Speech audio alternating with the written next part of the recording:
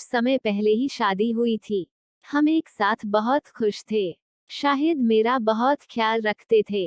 Busy होने के बाद भी मेरे लिए टाइम निकालते, फिर हम एक साथ मूवी देखते थे। मैं बहुत खुश थी। मैं एक ऐसे ही जिंदगी अपने पति के साथ बिता रही थी जिसकी हर लड़की तमन्ना करती है।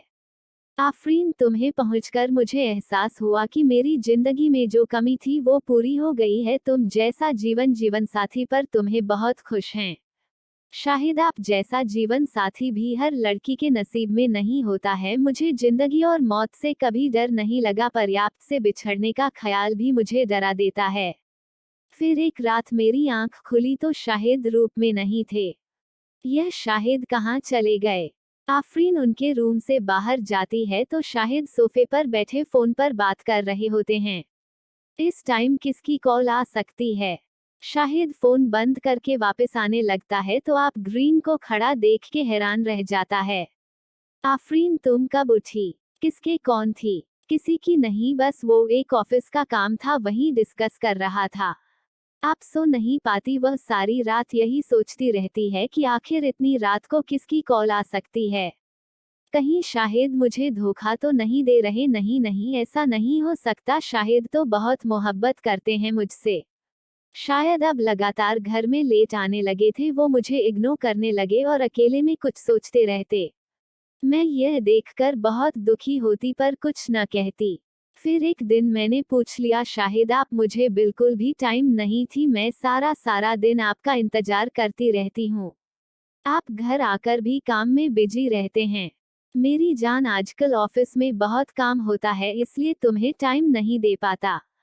फिर एक दिन वो घर आके इतनी देर फोन पर बात करते रहे। मैं उनको चाय देने गई तो मैंने सुना, सुमन तुम घबराओ नहीं, मैं सब ठीक कर दूंगा, तुम मुझ पर भरोसा करो। मैं यह सुनकर बहुत निराश हुई। मर्दों में वापस आकर बहुत रही थी। आफरीन, और इतनी जल्दी सो गई? तुम देखो, और मेरे पास टाइम है कि तुम्हें नींद आ गई है। आफरीन कोई जवाब नहीं देती और आंखें बंद किए लेती रहती है। शाहिद भी लाइट ऑफ करके सो जाता है पर आफरीन सारी रात रोते हुए गुजारती है। फिर अगले दिन शाहिद के मोबाइल पर मैसेज आया ही पास नहीं थे। अरे, पर स्क्रीन लॉक लगा है। जरूर सुमन की बच्ची ने मैसेज किया होगा। खैर, एक दिन में पता लगा ही लूंगी। सुनिए, जब जल्दी आ जाएंगे? मुझे मार्केट तक जाना है। आज तो पॉसिबल नहीं है, मुझे काम है। फिर कभी चलेंगे? शाहिद ऑफिस चले जाते हैं। फिर आफरीन शॉपिंग करते हुए शाहिद और सुमन को कैफेटेरिया में एक साथ देख लेती है। शाहिद, काश ये सब सच न होता जो मैं देख रही हूँ। कम से कम मेरा भरोसा तो तुम पर रहता। मेरी शर्ट को आज विश्वास में बदल दिया है तुमने। तभी आफरीन रोते हुए वहां से चली जाती है।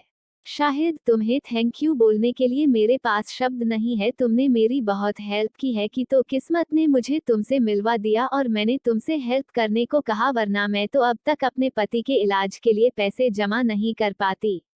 इसमें थैंक यू की क्या बात है? तुम मेरे कॉलेज के तो हैं से बेस्ट फ्रेंड हो। आशा है तुम जानते हो ना, मैं तुम्हें पसंद करती थी, तुमसे मोहब्बत की थी, पर तुमने आफरीन से शादी कर ली। सुमन, तुम सब जानती थी। आफरीन से प्यार करता था। खैर, जो हो तो है, अच्छे के लिए ही होता है। आफरीन जैसा जीवन साथी पढ़कर मैं बहुत खुश हैं। अच्छा ये बताओ, तुमने मुझे लोन लेकर दिया, इतने फाइनेंशियल है कि क्या ये सब बातें आफरीन को पता है? अरे नहीं, अभी तक मैंने उसे कुछ नहीं बताया। तुम जानती हो, उसे सब पता है कि तुम मुझसे मोहब्बत करते थे, इसी कारण मुझे डर है कि वो शक करने लगे। शाहिद आफरीदी के फेवरेट क्लास लेकर जब घर पहुंचता है तो आफरीन उसको दिखाई नहीं देती। तभी बैठकी की साइड टेबल पर उसको एक नोट मिलता है। मैं सब जानते हैं, तुम मुझे चीट कर रहे हैं।